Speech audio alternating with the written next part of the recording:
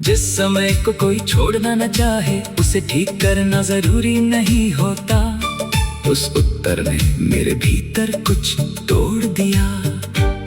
मैंने पहली बार जाना कभी कभी हम घड़ियां नहीं देखते, हम अपने बीते हुए जीवन को देखते हैं। उस रात घर लौटकर मैंने अपनी सारी घड़ियां उतार दी। दीवार खाली हो गई, कमरा शांत हो गया। और पहली बार मुझे लगा कि समय की आवाज कितनी तेज होती है। टिक टिक टिक, हर धड़कन जैसे पूछ रही थी अब किसका इंतजार है। मैंने उत्तर नहीं दिया। खिड़की खोली, बाहर बारिश शुरू हो चुकी थी, ठीक वैसी ही बारिश जैसी उस शाम हुई थी। मैंने हाथ बाहर किया, एक बूंद हथेली पर गिरी और अचानक मुझे तुम्हारी हंसी याद आ गई। मैं रोया नहीं, बस बहुत देर तक उस बूंद को देखता रहा।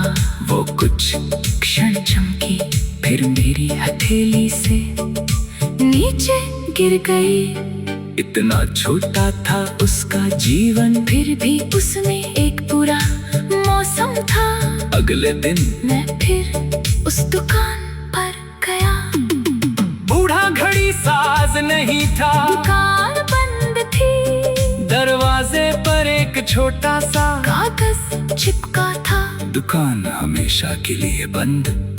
मैंने शीशे के भीतर देखा, वो घड़ी अब भी वही थी। 7:17। मैंने दरवाजे को छुआ, कांच के पार अपना चेहरा दिखाई दिया, और उसके पीछे वही रुका हुआ समय। उस क्षण मैंने जेब से एक छोटी चाबी निकाली, ना जाने क्यों वो चाबी मेरे पास थी।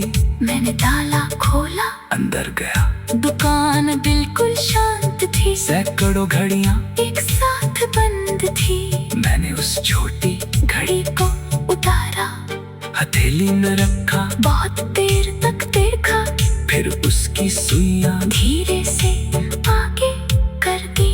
7:18, फिर 7:19, फिर 7:30। मेरे उंगलियां कांप रही थी, लेकिन मैं रुक नहीं रहा था। आखिरकार घड़ी चलने लगी। टिक टिक टिक टिक। उस आवाज में दर्द भी था, मुक्ति भी। मैंने घड़ी वापस टांग दी। दुकान से बाहर आया, बारिश थम चुकी थी।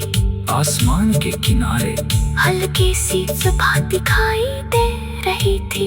मैंने पीछे मुड़कर नहीं देखा, क्योंकि अब 7:17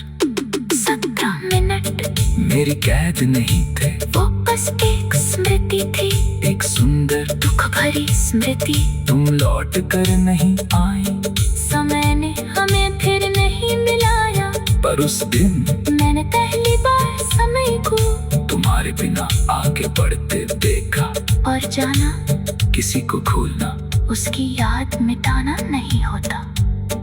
कभी कभी बस उसकी याद को एक सुंदर जगह देना होता है, जहाँ वो रहे, पर हमारे कदम वहीं रुक ना जाए। उस दिन के बाद जब भी किसी घड़ी की टिक टिक टिक सुनता हूँ, मुझे तुम्हारी कमी नहीं अपनी